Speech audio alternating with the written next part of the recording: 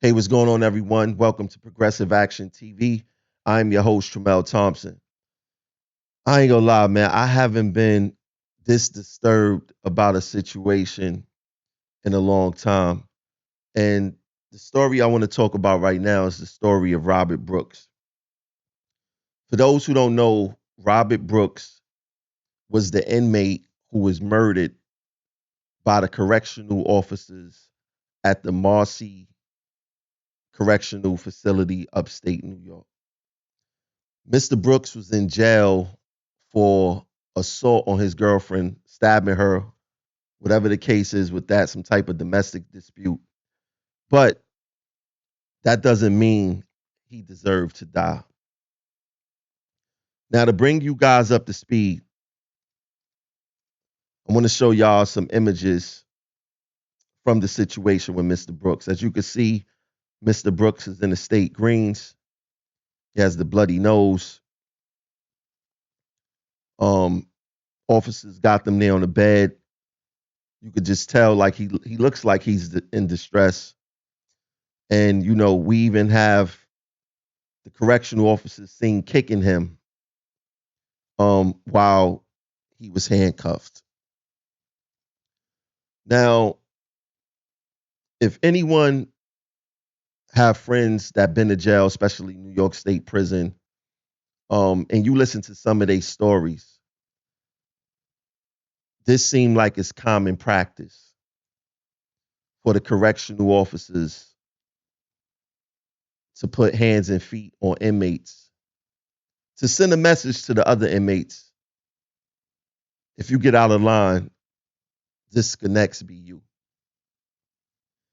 Now, a little bit of history. Back in slavery time, they used to call that public flogging.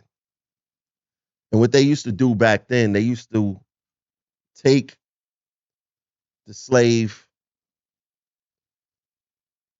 call out the community, call out some slaves, hang the person from the tree, and show the other slaves, if you get out of line, this could next happen to you. I had a lot of friends that was incarcerated. They always tell a story of either being a victim of correctional officer assault or watching someone be a victim of correctional officer assault. It's a real thing. This is not an isolated thing. The only difference this time is that it was caught on camera. Now, those officers, if you watch the tape, you could tell that this wasn't their first time doing this. They was very comfortable. They took them to the infirmary. That's where the prisoners, when they are hurt, they go there to seek help. They see a nurse or whatever the case is. These officers look very comfortable in this situation. They were seen kicking Mr. Brooks, punching him. They even stood him up in the corner, and I couldn't really tell what they was doing according to the video. And then they brought him to the bed and stripped him and whooped him some more. Then after all of that whooping, it seemed like it lasted for a very long time, probably like 30 minutes to an hour. They decided to uncuff him after they stripped him down and then had the nurse go look at him. And the nurse was there witnessing this whole entire time. Now, unbeknownst to those correctional officers, they didn't activate those body cameras, but those body cameras were still rolling in standby mode. And according to the investigation, when the cameras are in standby mode, they record up to 30 minutes, but there's no audio. So we don't know what was being said when they was viciously beating and attacking Mr. Brooks. Now, as a result of this attack, Mr. Brooks died the next day in the hospital. And if it wasn't for those body cameras, we probably would not have known the truth of what really happened to Mr. Brooks. When people go upstate to prison, right? It's very terrifying, right? I want to put it back on this, right? It's very terrifying because this is a real thing. Correctional officer abuse, it's a real thing. And a lot of these jails are built in towns where the residents of these towns probably don't see black people only on TV, right? A lot of these jails was built in towns to give the residents of these towns employment.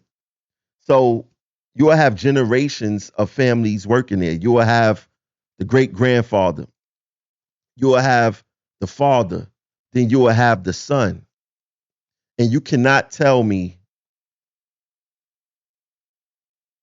that these types of assaults from correctional officers is something new. What's new is the recording of these incidents. Now, what boggles my mind about this entire situation is why aren't these officers arrested?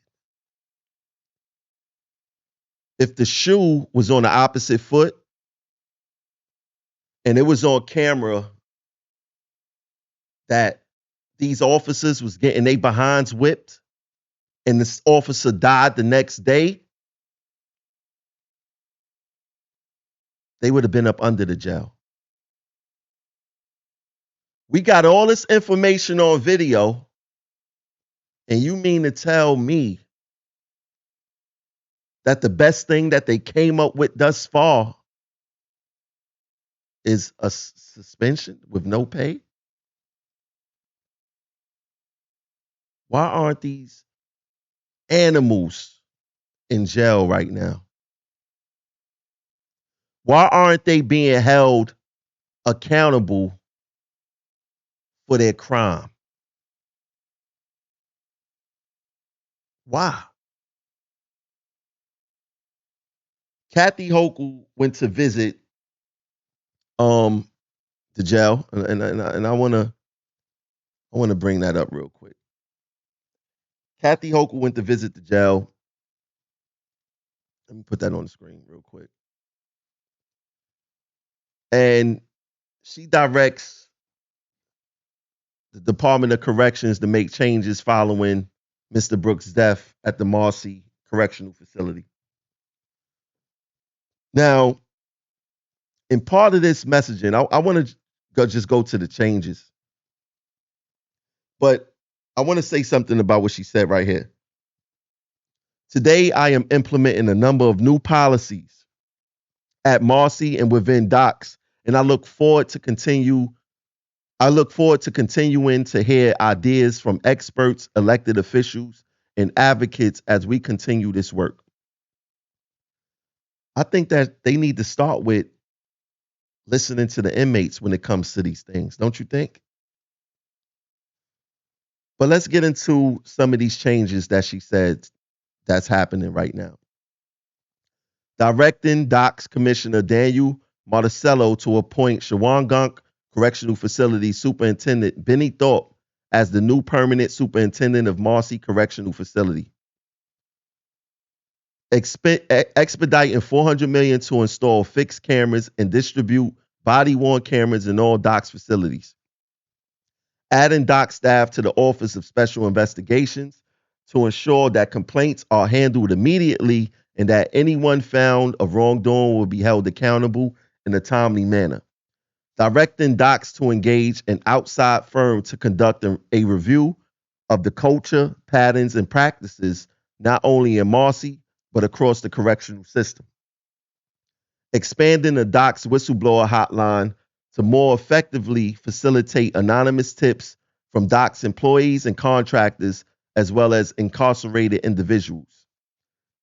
deploying $2 million to expand DOC's partnership with the Correctional Association of New York, launching a new partnership with Amen, a public health and human rights program that works in prisons to assess the operating culture of the state's facilities, creating a new dedicated unit on the future of prisons in New York State within the Council of Community Justice. Now, I'm going to say this about that. I think it's a good start. But the reality is this: these correctional officers maintain control through physical abuse. With the governor saying that they're going to install fixed cameras and invest more into body cameras, knowing these officers know now that these cameras will record even if they do not activate it, they're going to not take this job, because I truly believe a lot of these correctional officers in these upstate facilities get off by abusing inmates. Robert Brooks was not alone, and Robert Brooks was not the first. This has been happening for decades in correctional facilities. And what you're going to end up seeing, if the attorney general mean business and the New York State governor means business, you're going to see RICO.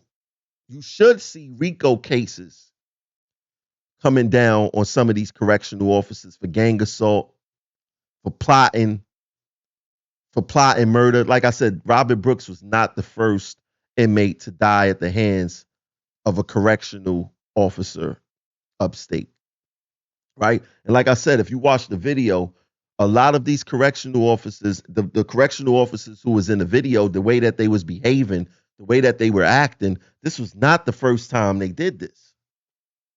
They was very comfortable doing it. What was new was the cameras.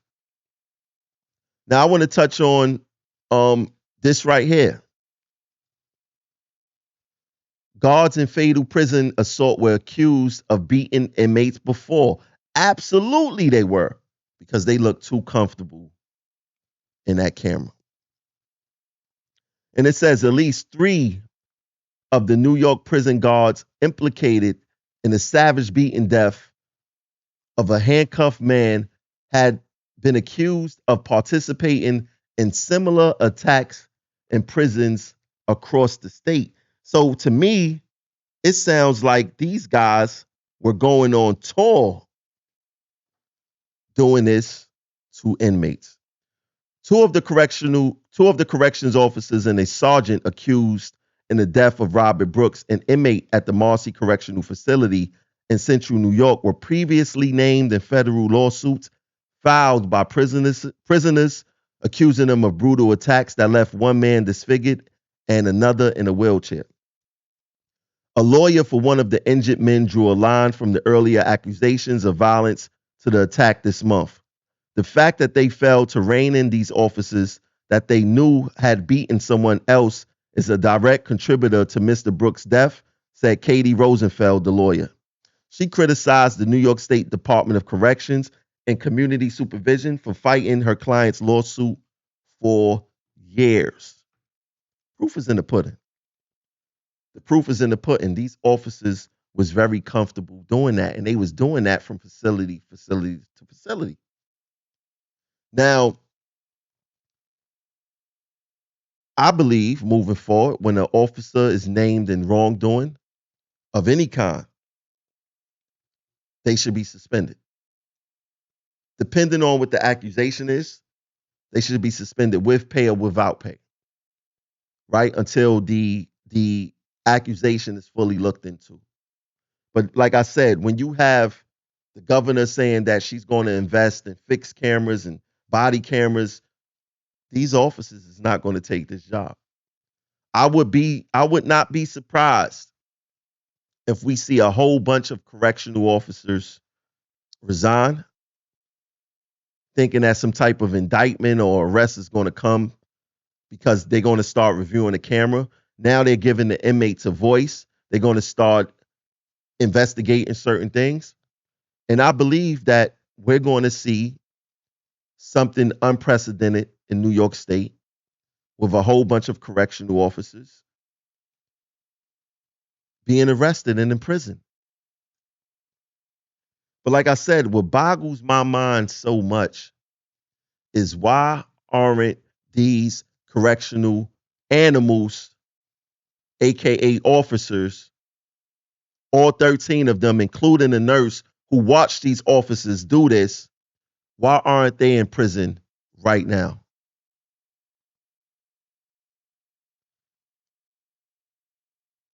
Sometimes we get that reminder as black folks that we living in America. You know, it's crazy, man. Like this story really, really bothers and disturbs me, to be honest, man. And I hope more of the truth come out and they really tell you what goes down in these New York State prisons. But this story bothers me to the core, man. I had to check on one of my incarcerated friends serving a lot of time right now. Had to call his girlfriend just to check when when you spoke to him. They speak every day. But what's his mental like? Like what's going on up there? And it's crazy up there in those prisons. So if you got a friend, a loved one, someone that's in jail, check up on them, write them, ask them how they doing, be the advocate for them, because in there they being muzzled. In there they can't talk, they can't do X, Y, and Z because as I read in the lawsuit, like it's a lot of BS that go on. People think that once you get convicted and you go to jail, that you should be brutalized and criminalized more. Absolutely not. Absolutely not. We got to be an advocate sometime for those that's inside. And it's sickening what happened to Mr. Brooks, man. RP, man. RP. It's real crazy. It's unbelievable. Like to to take action against another human being like that. It's just crazy, man. Make sure you guys like, share, subscribe. We got to start talking about these things more and sharing these things more and check up on your people. I'll catch you guys later. Peace.